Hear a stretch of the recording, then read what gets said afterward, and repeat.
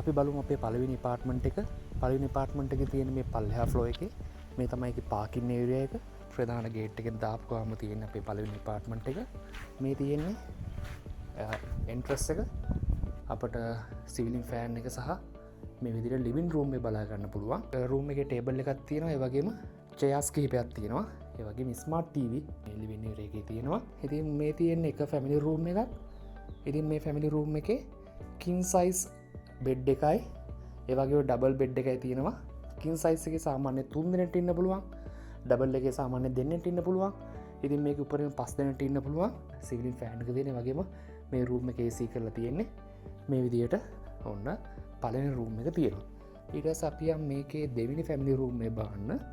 මේකෙත් අර විදිහටම කින් සයිස් ඇඳයි ඩබල් ඇඳයි සීලින් ෆෑන් එක තියෙනවා.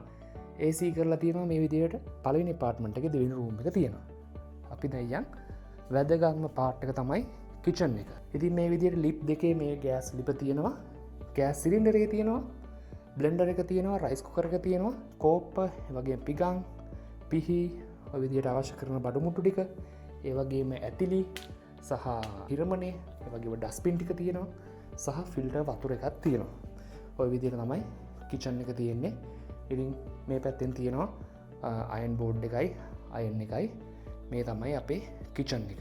හරි. අපි දැන් මේ පාර්ට්මන්ට් එකේ බාත්රූම් දෙකක් තියෙනවා. මේ තියෙන පළවෙනි බාත්රූම් එක. ඉතින් මේකේ සාමාන්‍යයෙන් තියෙන්න ඕනේ බේසික් විදිහට තියෙනවා. ඉතින් අපේ හොට්ටෝට නැහැ. ඉතින් ওই විදිහට පළවෙනි බාත්රූම් එක. මේක ඇතුලේ තියෙන මේ බාත්රූම් එක. ඒ වගේම තව ඇඩිෂනලි බාත්රූම් එකක් තියෙනවා. ඒක තියෙන්නේ මේ විදිහට අපේ වෙනම එළියේ දෙවෙනි බාත්රූම් එක.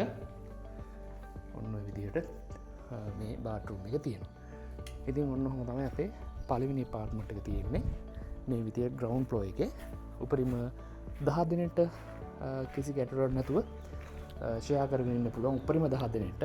ඉතින් ඔය විදිහට තමයි අපේ පළවෙනි අපාර්ට්මන්ට් එක තියෙන්නේ.